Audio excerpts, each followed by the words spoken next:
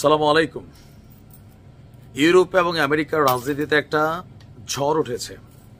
তবে এই ঝড়ে বেশ কিছু যারা ধরেন ক্রিটিক্যাল ক্যারেক্টার আছেন, লাইক জার্মানির ওলাফ শোলজ, তারপর হচ্ছে পোল্যান্ডের প্রধানমন্ত্রী, আরো বেশ কিছু মাথা যেগুলার আওলাঝোলা ক্যারেক্টার ছিল, পুরো বিশ্বজুড়ে যুদ্ধ লাগাইছে, এমন রাজনৈতিক দলগুলোর ভরাডুবি হয়েছে। তো এর মাঝখানে আমার খুবই পছন্দের একজন মানুষ, তিনিও হঠাৎ করে রাজনীতির মাঠ থেকে হারিয়ে যাচ্ছেন। কথা বলছি কানাডার প্রধানমন্ত্রী সাবেক জাস্টিন ট্রুডোকে নিয়ে। সুদর্শন, স্মার্ট, আমার কাছে মনে হয়েছে সারা পৃথিবীতে যতগুলা প্রধানমন্ত্রী আছে, প্রেসিডেন্ট আছে, সবচেয়ে বিনয়ী, ভদ্র, ইভেন প্রত্যেক ধর্মের প্রতি তার যে রেসপেক্টফুল মেন্টালিটি, এবং যে কোনো রাষ্ট্রের প্রধান বা তার থেকে বয়োজ্যেষ্ঠদেরকে প্রতি যে সম্মান তিনি দেখাতেন, জাস্টিন ট্রুডোর কোনো বিকল্প বিশ্বে আমি জানি না আর আছে কিনা। তবে এবার কানাডার সেই নতুন প্রধানমন্ত্রী হিসাবে জাস্টিন ট্রুডোর জায়গা নিচ্ছেন আরেকজন। অলরেডি কানাডার নতুন প্রধানমন্ত্রী নির্বাচিত হয়েছে মার্ক কার্নি। আজকে 14ই মার্চ শপথ গ্রহণ করতে যাচ্ছেন, আর এরপরেই দেশটির আনুষ্ঠানিক প্রধানমন্ত্রী হিসাবে তিনি দায়িত্বভার পালন করবেন।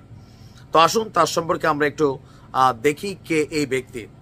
প্রথমে বলে থাকি, তিনি রাজনৈতিকভাবে কোনো অভিজ্ঞ ব্যক্তি নয়। কার্নিকের অর্থনৈতিক দক্ষতা এবং সংকট মোকাবেলার অভিজ্ঞতা থেকে এই চ্যালেঞ্জিং সময়ে কানাডার নেতৃত্বে তাকে বসিয়েছে কানাডার জনগণ। আর আপনারা জানেন যে ট্রাম্পের সাথে যে শুল্ক যুদ্ধ চলছে, সেই যুদ্ধে বা বিভিন্ন ইস্যুতে কানাডার প্রধানমন্ত্রীর যে পদটা খুবই গুরুত্বপূর্ণ এবং বিচক্ষণতার দরকার।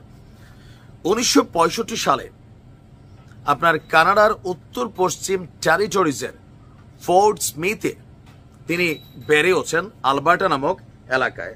পড়াশোনা যথেষ্ট হাই ক্লাসে আছেন। হার্ভার্ড ইউনিভার্সিটি থেকে অর্থনীতিতে স্নাতক এবং অক্সফোর্ড থেকে স্নাতকোত্তর ও ডক্টরেট ডিগ্রি তিনি অর্জন করেছেন।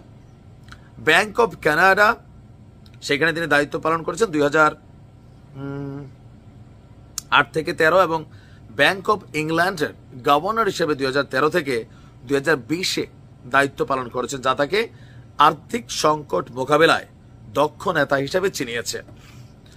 তো গতকালকেই আপনার প্রধানমন্ত্রী হিসেবে তার নাম ঘোষণা করেছিল লিবারেল পার্টির প্রেসিডেন্ট সচিত মোহরা।